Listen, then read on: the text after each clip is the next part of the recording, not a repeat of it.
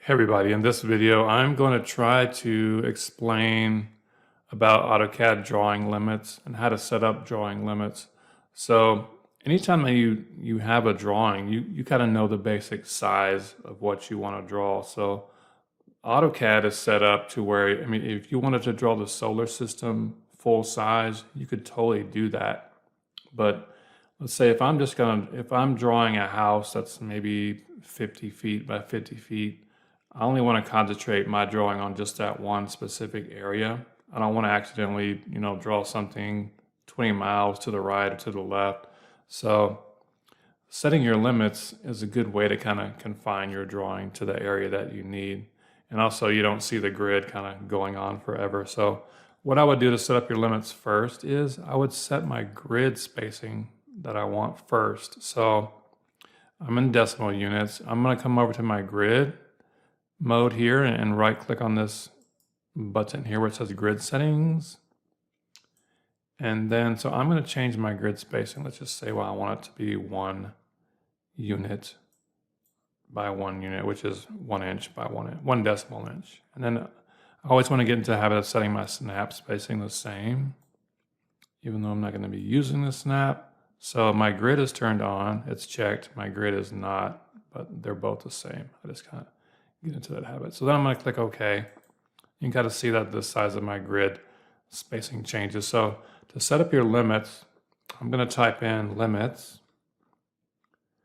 down here at the bottom here. And then it says specify lower left corner. So right now it's at 0,0, which is the origin. So I'm going to keep it at 0,0. So I'm just going to press enter here. And let's say I want my upper right corner to be, let's say I want it to be 50 units by 50 units. And then I'm gonna hit OK there. So it doesn't do anything. So now what you want to do is I would type in grid display and press enter. And you can see it's set for 3. I'm gonna change this to 0 and press enter. And I'm gonna zoom out a little bit. So now you can see that the grid is only showing in the limit space that I defined. So it's 50 by 50. You can also type in Z, enter, E, enter, and it'll zoom extents to your limits that you have set. All right, so what I want to do also, I want to go back, I'm going to type in limits. I want to make sure that where it says limits, specify lower corner, we did all that. So then I'm going to click where it says on. Make sure that you turn your limits on. Right, and now if I try to draw a line, let's say that's outside the boundary of my limits. I clicked a point over here, it says, it gives you an error like outside limits. So you can't draw kind of outside your kind of fence area. You're in somebody else's yard, right? So if I want to draw a line inside my limits, then I can do that, which is kind of what we want.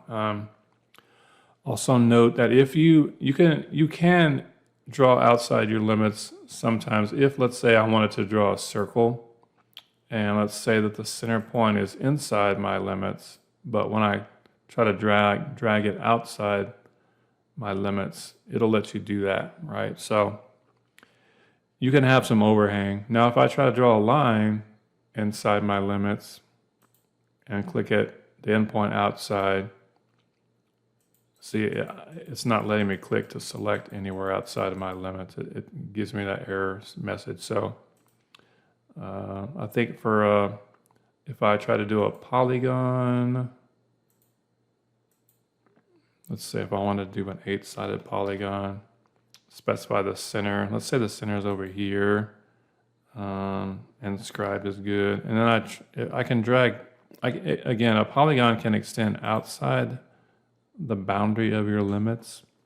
So there are certain things that can kind of overflow, but for the most part, you're kind of confined to drawing only inside the limits that you set, which is helpful because sometimes you're going to have you might accidentally have something that's like 20 years outside where you're trying to draw and you can't find it. but these help you a lot when you're drawing. So I would definitely go about figuring out, okay, what are the dimensions of my drawing, and then set your limits. You don't want to set your limits, like if I'm drawing like a box that's 10 by 10, you probably don't want to set your limits exactly 10 by 10. You want to kind of give you a little bit of extra space, but just kind of get it, in the ballpark, and the ballpark is good anyway. All right, so that's our lesson on limits. I hope that was helpful, and I'll see you in the next lesson. Peace out.